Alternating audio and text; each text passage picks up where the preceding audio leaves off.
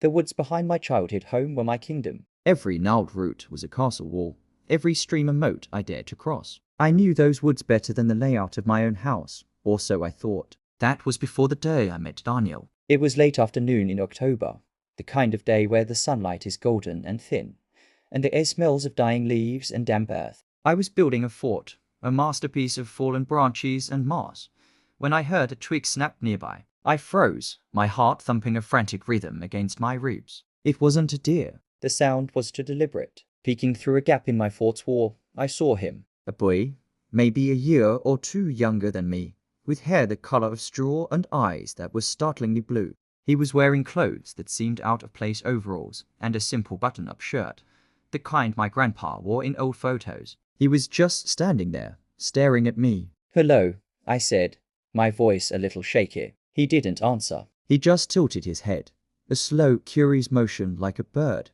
"Are you lost?" I asked, stepping out from behind my fort. The woods could be disorienting if you didn't know the paths. He took a step forward, then another. "I am looking for my ball," he said. His voice was soft, almost a whisper, and it seemed to carry on the wind. "It's red. A red ball." I hadn't seen one. "I can help you look," I offered. It was getting late, and I knew my MOM would be calling me for dinner soon. But something about his quiet sadness made me want to help. He smiled, a small, fleeting thing. "Thank you," he whispered. "My name's Daniel. I'm Lear," I replied. We started searching together. Daniel didn't talk much. He just pointed, leading me deeper and deeper into the woods, far past the familiar creek and the giant, lightning-scarred oak I used as a landmark. The sun dipped lower, painting the sky in shades of orange and purple. The woods grew darker, the shadows stretching into long, grasping fingers. "We should probably head back," I said, a knot of unease tightening in my stomach. "It's getting dark." Daniel stopped and turned to me. His blue eyes seemed to glow in the twilight. "But we haven't found it yet.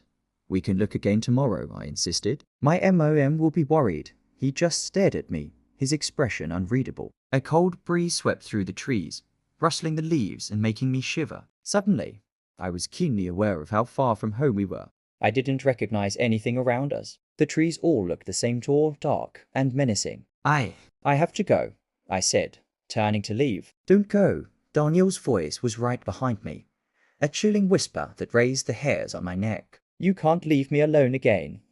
Again? I didn't know what he meant. I spun around, but he was gone. I was alone. A wave of panic washed over me. I shouted his name. "Daniel, Daniel, where are you?" Only the wind answered, sighing through the branches. I started to run. I didn't know which direction I was going.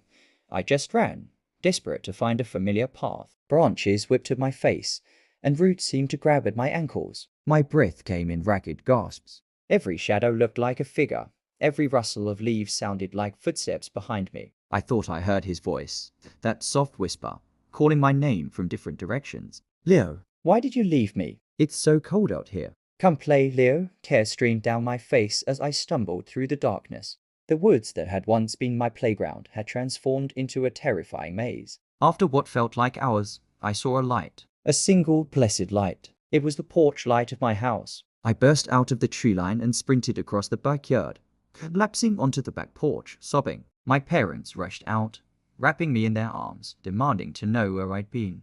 Through my tears, I told them about Daniel, the last boy in the old-fashioned clothes, and his red ball. My parents exchanged a look I couldn't decipher. My dad set me down in the kitchen, a mug of hot chocolate in my trembling hands. "Leo," he said, his voice gentle but serious. "There's a story in this town. A local legend, you could say." He told me that about 50 years ago, a little boy named Daniel had been playing in those woods. He was chasing his favorite red ball when he got lost. A search party looked for him for weeks, but they never found him. Not a trace. He just vanished. My blood ran cold. The old-fashioned clothes, the red ball, the way he seemed to appear out of nowhere. He said I couldn't leave him alone again," I whispered, the memory sending a fresh shiver down my spine. My MOM hugged me tight. "You're safe now," she said, but her voice trembled a little. The next day, my dad walked the edge of the woods with me. He wanted to show me something. About 20 yards in, just past where my fort stood, was a small, weathered stone, almost completely covered by moss and leaves. My dad cleared them away. It was a small, makeshift memorial, carved into the stone were the words, "Daniel, Lost but not forgotten, I never went deep into those woods again. Sometimes, when the wind was just right, I thought I could hear a faint whisper carrying from the trees, a lonely voice calling for a playmate. And sometimes, just for a second, I thought I could see a flash of red deep within the shadows. I have since moved away, but the memory of that evening has never left me. It serves as a chilling reminder that some places hold onto their secrets, and some lost souls are destined to wander forever, just looking for someone to play with. You see, the scary part isn't that I met a ghost in the woods. The scary part is that I was the first person he'd spoken to in 50 years, and he didn't want to let me go. I have to wonder, if I hadn't run, if I had stayed just a little longer to help him find the red ball, would I have ever come home at all?